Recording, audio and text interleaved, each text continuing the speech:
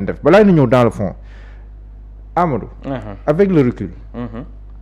Proposition de loi bi procédure bi mu jaar ba agsi fii. ak décision bi conseil constitutionnel génne. ndax jàpp nga ne que yéen waa groupe parlementaire Pastef ak ñi proposer la proposition de loi am na ay njumte yoo leen def si doxalin bi si ndorteel ba agsi fii ba nga xam te ni da ngeen dem conseil constitutionnel ne leen li ngeen def waroo leen ko woon def nee na li ngeen liggéey. gis nga décision bi.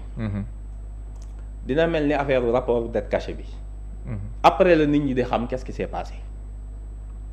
xam nga bi ñu jëlee loi interprétative dégg nga lu ne. xamuñu ni ñuy bindee loi coow li bari lool. pourtant loi boobu moo tax audition yi am na ñaata détenu lañu auditionné nee nañ la ay centaine d'audition am na démb rek dégg nga sax kilifa ci nguur gi bu ko wax. est-ce que dafa nul liñ bindoon déedéet constitution bu bees bii biñ ko yóbboo avis conseil constitutionnel ci préambule bi. bind nañ ni amnistie ak droit de grâce mënatul am ci crime contre violation droit de l'homme ci biir dëkk. donc ñi doon wax amul njëriñ nañ toog déglu tuuti bi ñuy wax audition magistrat ñu ne non mënul nekk avis bi nga xam ni conseil constitutionnel joxe na ko lu mu ci wax assemblée mën naa déglu ku ne lam ni woon du nekk daf ko nanguwaat fii c'est les péripéties de la démocratie mais dama lay bëgg a expliquer réellement man bu ma déggee ñenn chroniqueur am nag Sénégal dafa neex quoi bu coow amee ci droit est-ce que doo woo professeur de droit yi ñu toog ñun même buñ juumee parce que conseil constitutionnel boo demee bu France peut-être 10% la dul censurer 90% des lois yu fa ñëw da koy censurer toujours dina am censure partielle. toujours dina am censure partielle. donc yooyu ay détails la ñii mënuñoo bindi loi mais dernière révision constitutionnelle bi APR def dañ koo dindi complètement sànni fële est-ce que te ñoom ñoo toogaat naan xamuñu ni ñuy bindi loi affaire bi nekkul ci bind. cas bi dafa spécial lu tax cas bi spécial. mooy du proposition de loi en réalité on a pris un avant-projet de révision déjà validé par le conseil constitutionnel xaw ma ndax yaa ngi may dégg bu baax. conseil constitutionnel président moo ko jox avant-projet bi ni ko defal ma ci avis mu ne lii dindi leen lii defar leen lamuñu nañ ko dindi defar loolu lañ dem dindi ñun présenté ko. donc am na déjà un œil juridique. mais am na loolu ci yokk.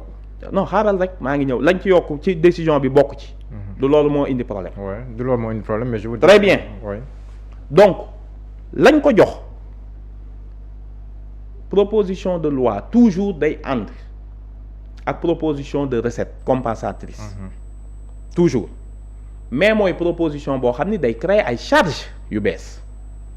ñun le problème qui se pose mooy créer wu ñu charge bu bees te loolu moo incompréhensible ci décision bi et je voudrais que juristes yi ak parti politique opposition bi avant ñuy jubiler parce que jàpp nañ ni ñoom lu metti Ousmane Sonko même bu dee baaxul ci ñoom dañuy jubiler nañ déglu texte bi nga lire ko bu baax considérant yi benn par benn lan la conseil constitutionnel wax ñaari mbir la ñu reproché nee na da ngeen a def ay amendement ay proposition de loi boo xam ni proposition de révision ci article yoo xam ni indiwul day aggraver charge état. te indiwul leen recette. nañ ko jël benn nga wax ma fu charge ci CENI bi xaaral texte bii ñu proposé CENI nekku ci. yéen texte bi ngeen proposé. organe en charge des élections. waaw boobu organe en charge des élections mënut a nekk DG. on a dit organe en charge des élections du moom moo ko validé woon ba pare. mais l'idée. xaaral ma ñëw est-ce que nekkul woon ñu teg. déggoo ma ñun yokkuñu CENI bi c'était déjà dans l'avis. est-ce que comprendre nga. oui mais booy annuler boobu nga annuler ko. moom kese mais waroo annuler révision bi yëpp. dama lay wax lim ñu reproché dafa ni ñu. fi ngeen bind nii foofu la njëkkee. pour vous dire que conseil dafa poser ay yoo xam ni c'est problématique pour la démocratie c'est problématique pour l'état de droit. ñun duñ ko critiquer parce que dañ ko koy nangul. mais nag dans la discussion foog ñu expliquer qu'est-ce qui s'est passé. bu ñu bindee nii nit ñi dañoo war a yar seen doom en suivant les hautes valeurs. dañu yar seen doom ci valeurs yi nga xam ne mooy valeur du Sénégal. loolu da ngaa créer charge bu bees. nee na loolu dañoo créer ab charge bu bees. est-ce que mot boobu ñu yokk ci article 17 xaw ma 20 bi est-ce que loolu dafa créé 17 bi waaw alinéa da ngay yar sénégalais yi nañu yar seen doom parce que bëgguñu ku ñu imposer ay valeurs yu bees. nee na ça crée de nouvelles obligations pour l'État au profit des enfants et des familles. léegi gis nga nécessitant des moyens humains et matériels. lan lañ wax xoolal le mariage mooy union góor ak jigéen. nee na loolu day créer charge yu bees. mariage mooy union góor ak jigéen mariage ci Sénégal. parce que ñun dañoo nekk di xeex ab idéologie LGBT. ñu bind ci constitution bi ni mariage mooy góor ak jigéen kese. mu ne ñu loolu da ngeen a créer charge pour état ban charge la moom la notion de charge daf koo jël de façon générique. sans que pour autant mu ne état démontrer ni lii charge la. nee na moyen humain bi ak matériel. léegi ban moyen humain moo am ci mariage mooy yëf constat un constat du créer charge. mariage mooy union góor ak jigéen. mu ne loolu charge ngeen créer état benn. ñu ne ku yar sa doom na nga ko yar ci valeur du Sénégal valeur yi nga gëm. ñun maanaam bu ñu yar suñu doom mu ne loolu ba ngeen ko waxee da ngeen a créer ay charges yu bees ñu ne mais ñun ñu ngi bëgg a jaaxle quand même mariage ak yar sa doom waxuñu état yaral xale yi. yaral xale yi. ci valeur société déedéet. dañ ni parents yi. nañ yar seen doom ci valeur am ngeen sañ-sañ. yar seen doom ci haute vertu ci valeur morale yi bokk ci Sénégal mu ne loolu da ngeen a créer ay charges waa léegi mariage.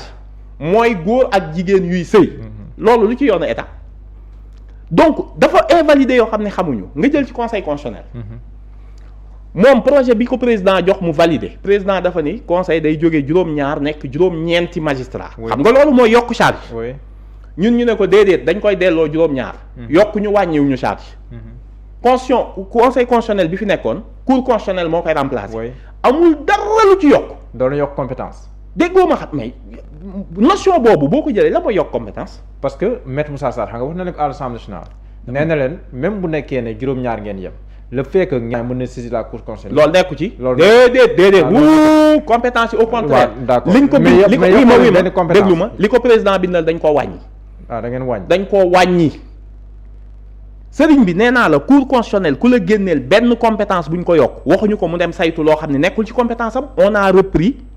nombre de personnes kon lan mooy doon différence kon cour constitutionnelle ak conseil constitutionnel kon. non la différence bi ñu am mooy c'est le mode de nomination. fa la différence.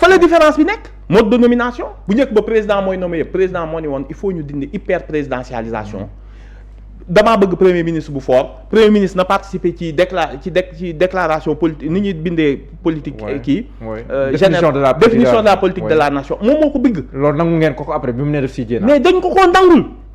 moo tax ma ni la ñu naan dañoo yokk organe en charge des élections mais ñun organe lañ wax tuddee ñu ko seeni organe en charge des élections mën na ne waaw lu tax mu jàpp ni moom kii la lu tax mënul wax kii la mais buy annuler boobu mais na annuler décision bi rek na ni ñu organe en charge des élections dafa indi lu ay charge yu bees ñu ne ko waaw peut-être mais loolu bu ko bëggoon def est-ce que du dugg ci fond bi te non du question fond déedéet buy annuler day xool yenn disposition mu annuler yenn yi président bi mu ko joxee avis. il a censuré beaucoup. c'est vrai mais dafa ni réforme bi baax na. dindi leen yi ma censuré. lu tax deful lool mu jàpp ni lépp dañuy boole jël mais nee naa la. damay takk jabar ñu ne la mariage Sénégal mooy góor ak jigéen. nga ne loolu charge yu bees la dama koy dindi. yar leen seen doom parent bu ne sañ nga yar sa doom ci say valeur ci li nga gëm ci aada ak cosaan li nga gëm ñu ne la déedéet loolu day créer charge état organe bi mu wax. ñu toog di ko seetaan mais et c'est ça le problème sur la démocratie ak mu ne vote bloqué bu ma nee président na voté le vote bloqué da ngeen ko waroon nangul ak i amendement bon Diallo cour bi bu ñu jëlee lii mu bind nii te xam naa ni tôt ou tard dina ci dellu si parce que xam na lii mënul nekk nga ni lépp lu député di def président a le droit de vie de mort sur la procédure législative. si wàllum vote bloqué bi effectivement parce que conseil constitutionnel le problème du ma ni erreur dama ni le problème bi moo am xam nga lan la ñun dañoo bind suñu constitution ay articles yoo xam ne dañ koo jëlee France mais bokkuñu ak régime France ni mu ko bëgg a appliquer le vote bloqué xam nga lu tax mu poser problème France vote bloqué mooy imposer une discipline à l'Assemblée nationale parce que suñu régime ak France bokkul te foofu la conseil nag indee problème. te ñoom doon sukkandiku sur une jurisprudence de française. Oui. mais lu tax bokkul 1960 xam nga lu tax ñu juum. oui ñun ak France bokkuñu régime. lenn lañ bokk élection du président au suffrage universel fa la yam France président amul initiative des lois amu ko. comme premier ministre. France président du définir politique de la nation. ku koy définir premier ministre. France président mënul dàq premier ministre da koy nommer mais il peut pas mettre fin à ses fonctions premier ministre mooy démissionnel boppam xam nga lu tax. le premier ministre c'est pas une prérogative présidentielle libre maay nommer ku ma neex déedéet ñi gagné assemblée. ñooy gouverner. c'est un régime de parti.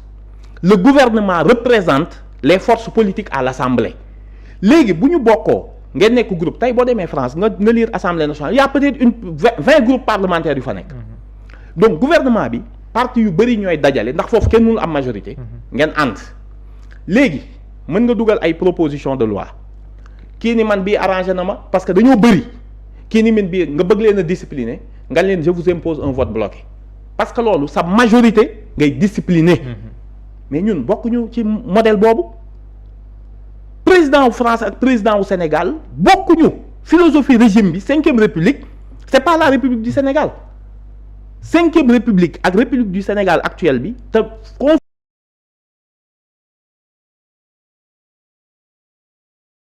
constitution bi gis nga li ñu ci bind article constitution bi dafa ni la vote bloqué xam moom dafa ni article 82 conseil constitutionnel moo ko wax ci considérant 25 mu ne le vote bloqué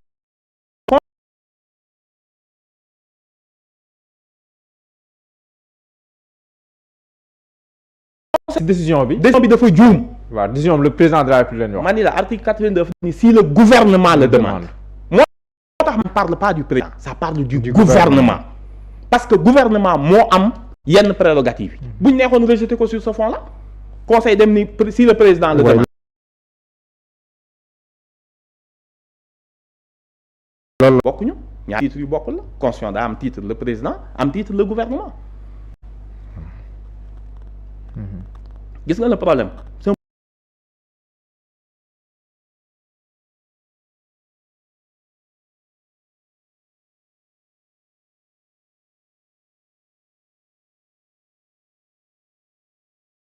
parce que lii décision bi mooy lan assemblée nationale amatul malgré que 130 députés 150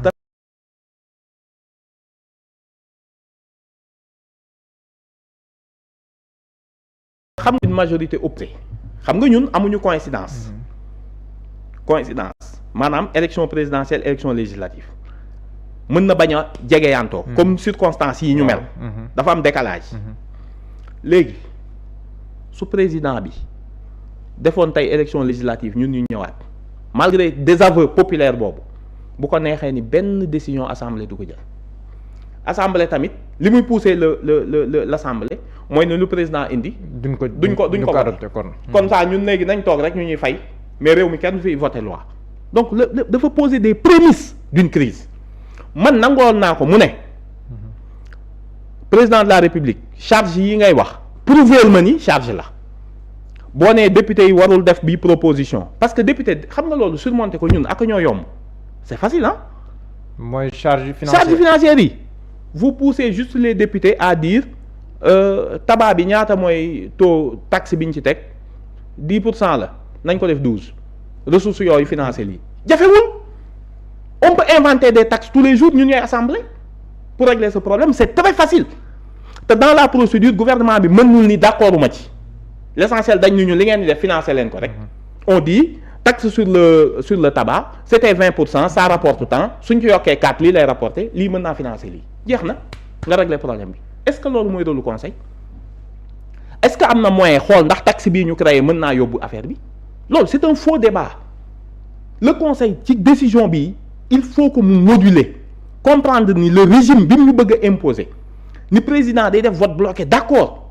mais le vote bloqué na xam ni entendement extrême bi mu ci nar a am mais démocratie sénégalaise jeex na. comme ni proposition lépp bu ma ñëwee il suffit juste ma def benn amendement contraire ni leen voté leen wala ngeen donc l'Assemblée nationale aura désormais une compétence négative c'est-à-dire la compétence d'empêcher le vote des lois mais mënatul am compétence positive mënatul voter ay lois bu neexul président donc le président li ma lay wax l'hyperprésidentialisme mooy benn nit moom moo am droit de vie et de mort sur la procédure législative loolu mooy les germes d'un conflit politique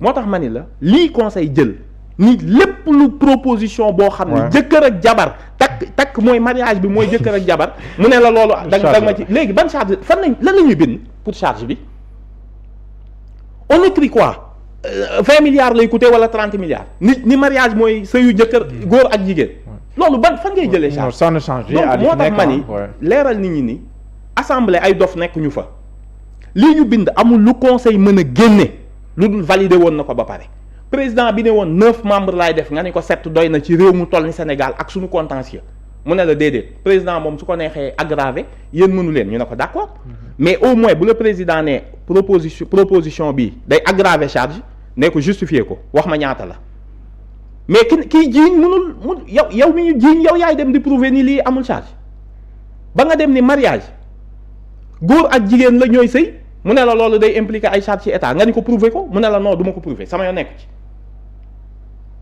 lii mooy li xew. d'accord kon lii le président de l'Assemblée doon junj keroog si li xew. li ma la wax décision bi demal li nga lire ko fi mu naan si le président le demande. oui c'est vrai moom laa la liiral léegi nii.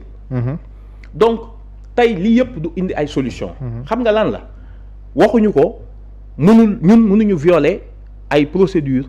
empêcher le conseil mu dem mais conseil xam nga damay wax organe régulateur am boobu. day xool lu mën a nekk ak lu mën a ne. lii boo ko defee opposition tey assemblée day toog ni président demal nga dissoudre assemblée mais dootoo fi voter loi lu ñëw commission rek nga koy sànni assemblée mën na toog noonu ni ko comme man léegi da nga maa réduire à une fonction négative celle d'empêcher le vote des lois mais fonction positive bi da nga ko transférer le président assemblée mënatul voter loi lu dul daa neex président dañ ko yokk ci constitution mais assemblée ana l'équilibre des pouvoirs ana séparation des pouvoirs conseil lii mu jël ci décision bi boo ko joxoon analyse avec nga teg la séparation des pouvoirs le concept même d'état de droit de démocratie et de représentation populaire ça pose problème.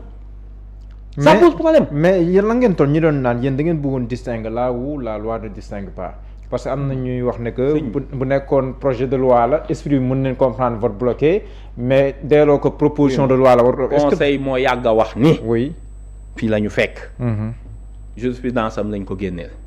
en matière de révision su ngeen voté au 3/5 la révision adoption fusion adoption approbation am na man nag fu fusion approbation am xam nga lu may contrôler est-ce que respecté ngeen procédure de révision maanaam bi ngeen di voté est-ce que 3/5 yi mat na damay contrôler ndax 3/5 yi mat na li may contrôler mooy ndax laalu leen les limites matérielles mais du ma dugg ci leneen c'est ce qu'il a toujours dit léegi nee na lépp lay contrôler day jàpp ni c'est une procédure ordinaire ñu ne ko soit mais boo demee bay analyser nag détail par détail su gouvernement bi ne conseil constitutionnel dindil ma disposition bi ndax day créer ay charges day aggraver ay charges nga ni ko prouver ma ni day aggraver charge parce que toute proposition de loi mën na am incidence financière parce que mën na sax jur benn photocopie benn page booy photocopier loolu chaque aggravation la parce que les mots ont un sens on aggrave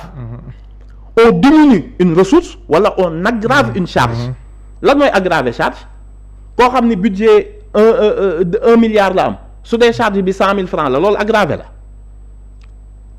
te dama ni la. mais li ma jaaxal fii dañoo ne ça crée de nouvelles obligations. moom laa ko wax léegi yan mooy obligation lan mooy obligation yi. moo tax damay takk jabar. ban obligation bu bees lay créer état est-ce que état day ubbi ab bureau pour vérifier ni ñi marié góor ak jigéen lañ.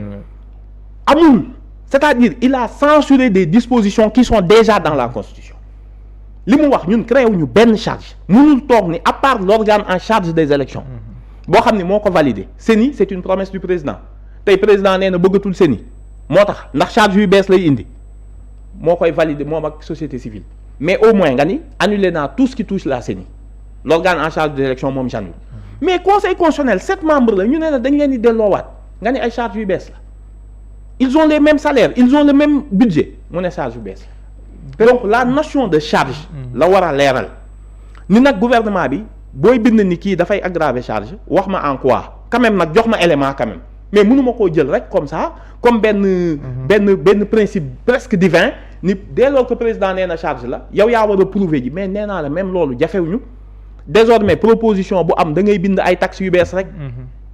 wala nga ni boo poussé assemblée ba mu neex ko lu muy wax day xool benn institution ni dama koy supprimer pour financer je vais supprimer telle institution pour financer lii da nga ko mën tere assemblée mooy voté li président lu mu am doole mënul voté loi est-ce que gis nga difficulté yi ma la wax. waaw mais looy tontam ñi leen wax ne que yéen ni ngeen bëggoon def aussi ci cour constitutionnelle président de l'Assemblée nationale nommé ñett président nommé ñett kenn ki bàyyeekoo ci avocat yi.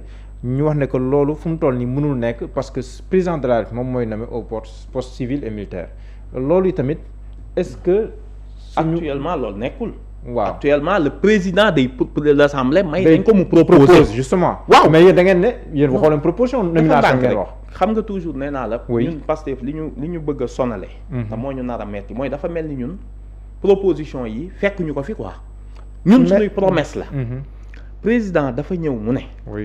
diagnostic bi may def président de la république candidat ak bi muy soog a yéeg xam ngeen lan moo yàq Sénégal ñu ne ko mu ne hyper présidentialisation ñu ne ko mooy lan mu ne président boo xam ni moo ne ci kaw di buumi pouvoir yépp mu noot leen premier ministre amul njariñ man léegi damaa bëgg a changer ñu ne ko loo bëgg président mu ne nañ dooleel premier ministre je veux un premier ministre super fort ñu ne ko mooy lan lu muy tekki mu ne mooy premier ministre boo xam ni dama koy laaj xalaatam su may définir politique de la nation moom moo ko bind ñu ne ko d'accord noté nañ mu ne dama koy délégué mu jiiteel ma conseil des ministres ñu ne ko d'accord dafay am yii ba waxoon sax ni premier ministre mën naa bokk ci ñuy nommé ñiy proposé membre conseil constitutionnel dans les discussions loolu Ousmane Sonko sax moo ko lànk daal ni premier ministre kenn falu ko ku nekk mën nañ ko changer waru faa nommer ñu fay yàgg ñu ne nag comme que dafa wàññi hyper présidentialisation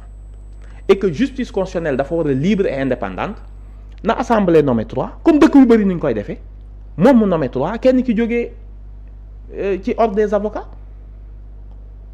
président boo wàññee pouvoir de nomination sur des institutions qui mu ngi mel ni comme tey jii ñu ne la organes yu mag yi comme ARTP ARCOP xam nga directeur bi appel à candidature ñu ne yooyu dañ ci wàññi pouvoir de nomination du président parce que organes yooyu c'est des organes de contrôle CNRA xam nga OFNAC bu ñu bàyyee président rek di décider boppam mën na jur problème mais au moins nañu sélectionner ay candidats ñu entendre leen ab commission entendre leen ñu génne 3 président nommé ci 3 yooyu mais mënta génn ci 3 yooyu mais loolu rek lañ def fii wàññi hyper présidentialisation pour rendre les institutions beaucoup plus indépendantes que président nommé 6 entièrement ak mu ñu tas pouvoir de nomination yi lan mooy gën a garantir l'indépendance ñu tas ko ku nekk nommé donc moo tax ma ni la kan moo weddi boppam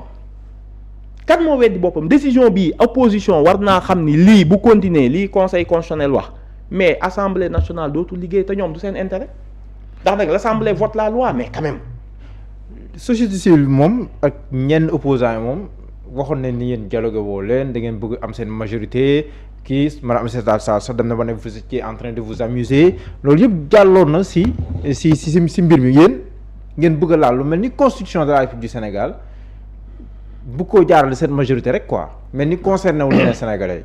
xam nga loolu mauvaise foi weesu ko qu'est-ce qui s'est passé ñoom bi ñuy mujjee réviser constitution. oui ak révision yi ñu daan def.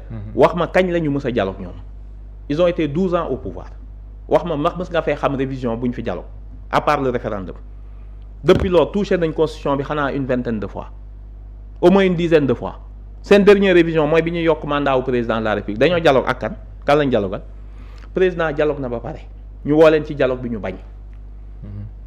nañ wax dëgg APR président dafa ñëw def assise de la justice ubbi la dialogue politique ñaar yëpp lu mu wax nee na du ci dem du ci bokk donc ñoom war nañ leen dialogue ñu bañ président dialogue ba pare jël avant projet bi togg ko ba mu ñor parce que mooy définir politique de la nation jox ko conseil constitutionnel daal ni ñu man de sax damay dem référendum léegi kay la question qui se pose mooy fan la référendum bi toll lu tax les médias les journalistes ne posent pas les bonnes questions. tabliwul géej ak décision. non décision conseil bi. dafa ni ñun suñu procédure. oui waxul le fond de. parce que validé na fond bi ba pare. léegi li conseil constitutionnel validé woon nañ ko yóbbu référendum. le projet bi conseil validé. moom amul choix de. un de ces ministres nekkatu. waaw léegi nag loolu ngeen war a laajte. est-ce que conseil dafa ni ko bul dem référendum. non dafa ni. assemblée mënoo leen imposer révision bi président. du ngeen ko imposer. mais waxul révision bi c'est une promesse présidentielle. wala avancé yi ñu doon wax jaratu ko. CENI bi nuñ ko nar a créer wala CENI dootul am. réguler institution yi équilibré kook yooyu. liñ bind ci préambule. daal ni réew mi benn contrat d'investissement dootuñu ko def di ko nëbb te du jaar assemblée. xeex góor jigéen ñi. bind ko ba mu leer nañ. mariage mooy góor ak jigéen ak ki yooyu fu ñu koy def dañ koy sànni balee ko donc mais loolu déjà mi code de la famille loolu tamit wax na non question xam nga boo koy wax ci constitution liberté ak droit yëpp ma nga fa mais dañ koy wax ci constitution bi utal ko cëslaay bu gën a dëgër daf koy gën a darajaal daal daf koy weesu darajaal da koy weesu darajaal laa lay wax nii ay avancé rek moo nekk ci constitution bi léegi révision bi dafa ni dañ ni ko bi assemblée jël nangu ko ci yow ni mu ko defee baaxul mais promesse bi reste y a la procédure de l'article 51 président bu ko neexee da koy jël du jaar assemblée. saisir le président de l'assemblée avis. avis am na ba pare pour conseil constitutionnel bu ko joxee da koy delloowaat. mu yóbbu ko référendum ñi sénégalais yi tànn leen léegi man damaa bëgg a nekk chef de parti déclaration de patrimoine lii laa ci wax wala lii laa ci wax maa ni woon dama koy def entrée ak sortie léegi peut-être que defuma ko entrée rek laa koy def du ma ko def sortie yooyu yëpp nekk ay débat mais jox ko peuple bi mais mënoo ñi léegi dañ koy léegi tànk sànni bi pour lan la yow yaa ni woon depuis mars da nga koy soumettre assemblée. léegi soumettre nga ko assemblée conseil wax na mais soumettre la ko référendum mais référendum bi lan moo koy empêcher léegi la décision du conseil assemblée lay waxal waxal ak président de promesse bi reste na ko yóbbu. mais quand un de ces ministres. waaw ministre boobu non mooy allié politique génnoon na fi ni day restructurer.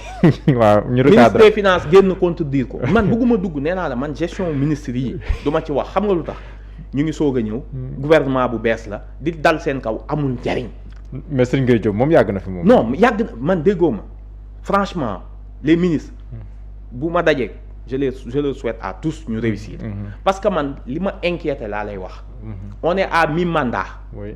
te l'affaire politique la question politique ñëw na ëpp na doole réew mi noot na réew mi ba population yi jéematuñoo laajte même bu rapport génnee ni leen dette cachée bi dépassé na ñu waroon tiit suñu bopp naan guerre Iran bii di reprendre est-ce que buñ fi yéegaatee ci affaire détroit d'Ormuz bi ba prix explosé ci fu ñu jëm la demande en énergie dans le monde bëri na ndax kii bi am France gis nga canicule bi am Europe. canicule bi ça demande beaucoup d'énergie pour ñu xeex ko ndax loolu. mais yooyu yëpp am ay incidence nga gis coupure courant yi commencé campagne agricole bi war a ubbi inondation yi ñun duñu ñaanal yàlla inondation am ci dëkk bi. on va vers les JOJ.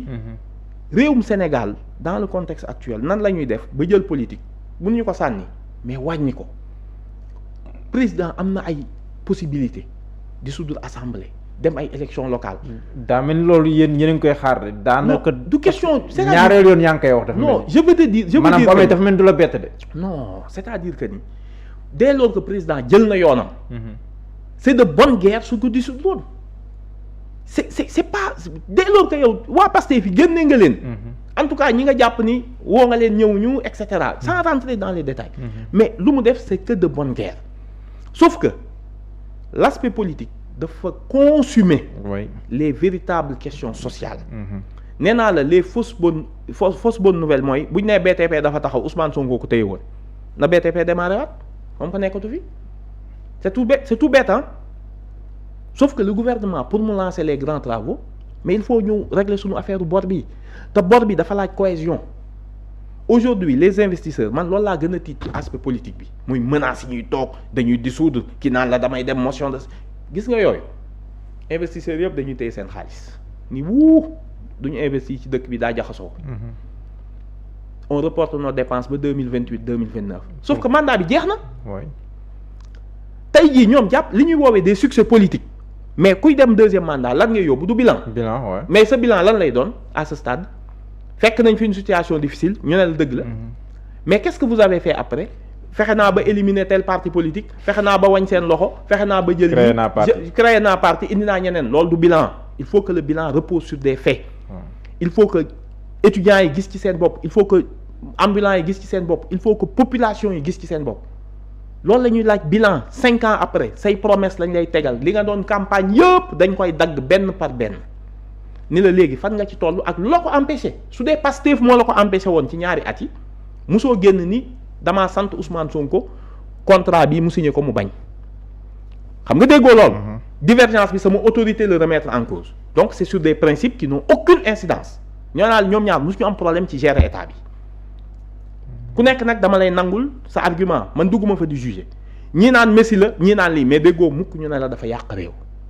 donc bilan bi ñenn ñi bu ñu jouer histoire naan moo tardé loon réew mi léegi bu dee moo ko tardé loon dem na. waaw loolu de mumkin nee na donc moo bloqué woon réew mi de politique bi ñu dellu sur ce qui fait gis nga bërki démb Côte d'Ivoire 40 et quelques milliards 44 000 milliards lay financer son programme sa stratégie nationale de développement 44 000 milliards loolu mooy budget Sénégal sur ñaata at dëkk yooyu di lever yooyu Guinée mi nekk en difficulté dëkk yooyu yëpp boo fa demee les gens ñu ngi liggéey est-ce que xam nga li ma la wax les pays n'attendent pas il faut que coow li ñu wàññi ko ci politique les succès politiques maa recruté diw rejoindre na ma loolu du ndam man qu'est-ce qui m'importe su ma nekkee man pouvoir ñun bi ñu nekkee ministre dañ ñoo tere politique.